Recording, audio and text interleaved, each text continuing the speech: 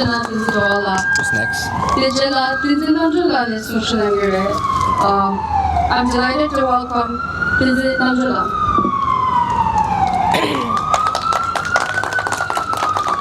Hello everyone. I just want to say thank you all for coming here and showing your support for Paolo Karanzen. I want to say thank you all for supporting a freedom for free Tibet.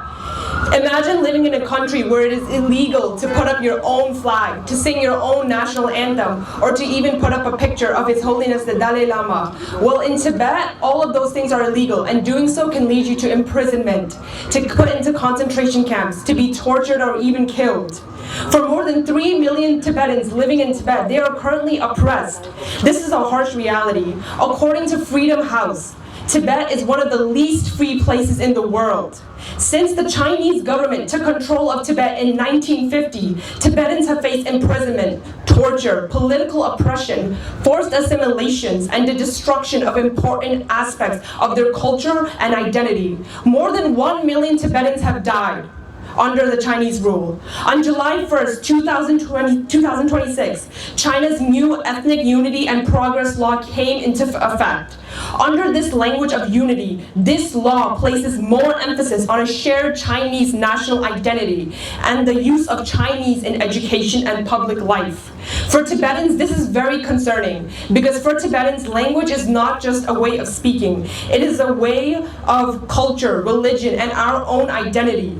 Imagine being a Tibetan child and going to school and slowly losing the ability to read, write, or even be able to speak your own language freely. Language is something that connects you to your culture, and it should not be erased. When a government controls an education system, it is shaping the identity of an entire generation. If Tibetan children are separated from their language and culture, what happens to Tibetan identity 20, 30, or even 50 years from now? A culture does not disappear overnight. It disappears when generation after generation is oppressed and prevented from passing it on. And this is exactly why we, as the younger generation, have a responsibility to protect our language, to protect our cultural heritage and our identity that our ancestors passed down to us. For decades, Tibetans have protested and sacrificed their lives in the fight for freedom. More than 170 Tibetans have self-immolated in protest against the oppressive Chinese rule. How many more lives must be lost before the United Nations takes actions?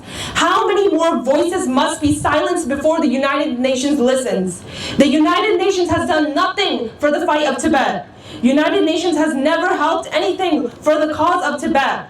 On July 2nd, 2026, Paolo Karanzen, a 52-year-old Tibetan activist and freedom fighter, self-immolated outside the United Nations headquarters, right over here. He self-immolated for a cause bigger than anything anyone could imagine. He self-immolated to draw the world's attention to the struggle of the Tibetan people. Paolo Karanzen was not just a name in the media. He was an important member of our Tibetan community. He was a person with family, friends, and people who loved him dearly. He had a life that could have continued, but he chose to sacrifice for something bigger any one of us could have ever imagined. His last words before he self-immolated were, "I do not want you to mourn for me. I want you to continue the struggle for Tibetan independence, because the lack of independence is the root of all of our problems." His sacrifice should not simply become another statistic. It should make us ask ourselves, what are we doing with the freedom that we have over here? Right now, we have the freedom to hold up the Tibetan flag. We have the freedom to speak our language, to spread awareness about Tibet. We have the freedom to put up a picture of His Holiness the Dalai Lama. Tibetans in Tibet are not allowed to do that right now. I want us to remember what he was fighting for. Paolo Karanzen was fighting for the right for Tibetans to live freely in Tibet, to preserve our language, our cultural identity, and to have our voices be heard. He self-immolated so that we could one day return to Tibet, so that our grandchildren could return to Tibet.